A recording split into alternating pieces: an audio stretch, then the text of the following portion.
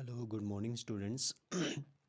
आज हम स्टार्ट करने जा रहे हैं क्लास सेकंड का मैथ्स, जिसमें एक्सरसाइज 2.4 तक आपको इससे पहले की वीडियो में किया था। आज हम क्वेश्चन नंबर एक्सरसाइज नंबर 2.5 से स्टार्ट करने जा रहे हैं। तो यहाँ पे कहते हैं एक्सरसाइज 2.5 में find the missing terms using multiplication tables. अब हमें मल्टीप्लिकेशन टेबल्स यूज़ करके यहाँ पे जितने भी मिसिंग टर्म्स है उनको फिल करना है। तो इस टर्म्स को फिल करने के लिए सबसे पहले हमें ये पता होना चाहिए कि क्वोशन क्या होता है, डिवाइज़र क्या होता है, डिवाइडेंड होता क्या है। तो यहाँ पे मैंने आपको थोड़ा सा समझाऊंगा इससे पहले। तो डिवाइडेंड जो है हमारा डिवाइडेंड इक्वल होता है डिवाइज़र मल्टीप्लाइड बाय क्वोशन। तो मैंने यहाँ पे आपको करके दिखाया है। जब हम डिवाइड करते हैं, फॉर एग्जांपल अगर हम 6 को डिवाइड करते हैं विथ 2 के साथ, तो इसका जो आंसर आते हैं वो 3 आते हैं।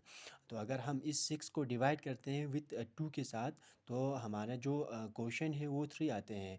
2 3 ज़ा 6, यानी कि नीचे जो आते हैं रिमाइंडर ज़ीरो, इसको हम कहते हैं रिमाइंडर कहते हैं। रिमाइंडर हमारा ज़ीरो आया। तो यहाँ पे जो ऊपर जो 3 है हमारा, इसको हम कहते हैं क्वोशन। और यहाँ पे जो नंबर है हमारा 6, इसको हम कहते हैं डिवाइडेंड। और हमारे पास जो 2 है, इस 2 को हम कहते हैं डिवाइज़र कहते हैं। तो यहाँ पे लिखा है dividend is equal to divisor into quotient. हमारा जो डिवाइडेंड होता है वो डिवाइडेंड जो है डिवाइज़र और क्वोशन को जब हम मल्टीप्लाई करते हैं, तो इन दोनों को मल्टीप्लाई करने के बाद आंसर जो आते हैं वो डिवाइडेंड के बराबर आते हैं।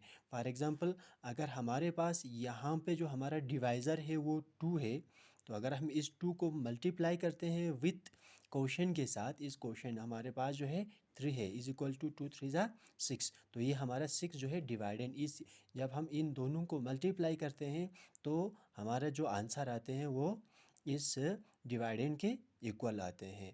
तो ये था हमारा डिवाइज़र, डिवाइडेंड और क्वोशन के बारे में। तो उम्मीद करते हैं ये आप लोगों को समझ में आया होगा। इसके अलावा आप लोग जितने भी स्टूडेंट्स हैं, आप लोगों को जो टेबल होते हैं जैसे 2 का, 3 का, 4 का, ये टेबल जो है सबको आना चाहिए। और अब हम यहाँ पे एक्सरसाइज 2.5 का पहला क्वेश्चन करते हैं। यहाँ पे उन्होंने इस टेबल में लिखा है व्हाट इज़ द क्वेश्चन। यहाँ पे जो हमने क्वेश्चन बताया था आपको, यहाँ पे जैसे कि मैंने क्वेश्चन यहाँ पे हमारे पास 3 आया था। तो इस यहाँ पे हमें क्वेश्चन को फिल करना है। तो यहाँ पे 21 डिवाइडेड बाय 7। तो आप अपने रफ कॉपी पे या अपने नोटबुक पे 21 को जब हम डिवाइड करते हैं विथ 7 के साथ, या अगर आपको इस तरह से करना नहीं आया तो आप इस तरह से कर सकते हैं 21 डिवाइडेड बाई 7। तो 7 3 ज़ा 21 होता है। तो हमारा जो क्वेश्चन आते हैं वो 3 आते हैं। तो इसी तरह से यहाँ पे आप फिल कर सकते हैं 7 3 ज़ा 21। तो यहाँ पे आएगा आपके पास 3 आएगा। सिमिलरली यहाँ पे हमारा जो डिवाइडेंड है वो 28 है और डिवाइज़र जो है 4 है। हमें यहाँ पे क्वेश्चन निकालना है। तो क्वेश्चन निकालने के लिए आपके पास दो मेथड है। या आप टेबल गिन सकते हैं 4 कितने टाइम्स 28 होता है, क्योंकि हमने इससे पहले पढ़ा था कि divisor into divisor multiplied by question. अगर हम इस डिवाइज़र और इस क्वेश्चन को मल्टीप्लाई करने पर हमारा ये जो डिवाइडेंड है इसके बराबर आते हैं, इक्वल आते हैं। तो 4 7 28। आप इस तरफ से भी कर सकते हैं, या आप यहाँ पे जैसे हमने पहले किया डिवाइड किया, इस तरह से भी कर सकते हैं। तो हमारे पास नेक्स्ट जो आते हैं 64 divided by 8। 64 divided by 8 is equal to यहाँ पे क्या आएगा। तो अगर हम इस 64 को 8 के साथ डिवाइड करते हैं तो इस तरह से हम करते हैं। अगर आपको नहीं आया तो 8 कितने टाइम्स 64 होता है। तो 8 7 ज़ा 56 होता है, 8 8 ज़ा 64 होता है। तो रिमाइंडर ज़ीरो आना चाहिए यहाँ पे।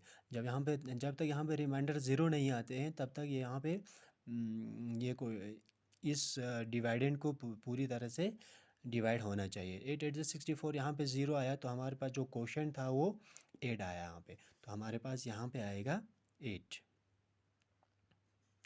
सिमिलरली 48 डिवाइडेड बाय 6, या तो आप इस मेथड से डिवाइड करके भी कर सकते हैं, या तो आप यहाँ पे मल्टीप्लिकेशन टेबल के हिसाब से भी कर सकते हैं।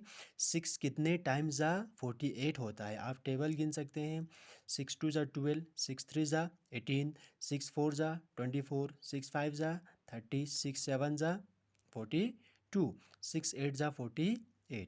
तो यहाँ पे आप 6 8 ज़ा 48, अगर हम 6 और 8 को मल्टीप्लाई करते हैं, 6 और 8 को, 6 8 ज़ा 48 आ जाते हैं। या तो आप इस मेथड से डिवाइड करके कर सकते हैं, इसी तरह से जैसे हमने 64 को 8 के साथ डिवाइड किया तो क्वेश्चन यहाँ पे 8 आया। या तो आप टेबल के हिसाब से भी कर सकते हैं, यहाँ पे 6 कितने टाइम्स यानी कि 48 होता है, इस तरह से भी कर सकते हैं। अब उन्होंने जो क्वेश्चन में कहा था यूजिंग मल्टीप्लिकेशन टेबल यूज़ करना है आपको, तो हम इस मल्टीप्लिकेशन टेबल से हम कर सकते हैं, कर लेते हैं। 9 कितने टाइम्स 81 होता है, 9 9 ज़ा 81 होता है। अब मैंने यहाँ तक करके दिया है, बाकी इससे आगे आपको करना है एज ए होमवर्क के लिए, आपको करना है इस टेबल में बाकी जो जितने भी पार्ट्स बचते हैं वो आपको एज ए होमवर्क के लिए करना है। अब नेक्स्ट आते हैं, हम यहाँ पे आते हैं डिवाइज़र। यहाँ पे उन्होंने पहला आपको करके दिखाया है 35 divided by 7 is equal to 5, यानी कि यहाँ पे उन्होंने 5 दिया है। अब हमें यहाँ पे जो क्वेश्चन उन्होंने दिया है और डिवाइडेंड दिया है, तो हमें इस डिवाइज़र को फिल करना है। डिवाइज़र को फिल करने के लिए मैंने कहा था आप लोगों को, डिवाइडेंड जो है वो इक्वल होता है divisor into multiplied by question. तो यहाँ पे 3 और 3 कितने टाइम्स 24 होता है, आप फिर से टेबल का यूज़ करके इसको फिल कर सकते हैं। 3 का टेबल गिन सकते हैं आप, 3 2 ज़ा 6, 3 3 ज़ा 9, 3 4 ज़ा 12, 3 5 ज़ा 15, 3 6 ज़ा 18, 3 7 ज़ा 21, 3 8 ज़ा 24। 3 multiplied by 8 is equal to 24, तो 3 8 टाइम्स 24 होता है। सिमिलरली आप 7 है यहाँ पे, और यहाँ पे 7 कितने टाइम्स 49 होता है, 7 7 ज़ा 49 होता है। सिमिलरली आप ये भी कर सकते हैं, 4 कितने टाइम्स 28 होता है, क्योंकि यहाँ पे हमारे पास ये जो है क्वेश्चन है और यहाँ पे डिवाइज़र हमें फिल करना है। तो डिवाइज़र और क्वेश्चन को जब मल्टीप्लाई करते हैं तो वो बराबर आते हैं डिवाइडेंड के, ये हमारा डिवाइडेंड है। 4 7 ज़ा 28, तो ये हो गया, यहाँ पे 7 आ गया। बाकी यहाँ पे जितने भी पार्ट्स बचते हैं वो आपको एज ए होमवर्क के लिए करना है। बाकी हमारा जो थर्ड टेबल बचता है डिवाइडेंड का, वो हम कल के वीडियो में डिस्कस करते हैं। और जितना आप लोगों को होमवर्क के लिए मैंने दिया है यहाँ पे फर्स्ट और सेकंड टेबल में, ये आपको फिल करना है। बाकी हम कल की वीडियो में डिस्कस करते हैं। Thank you, have a nice day.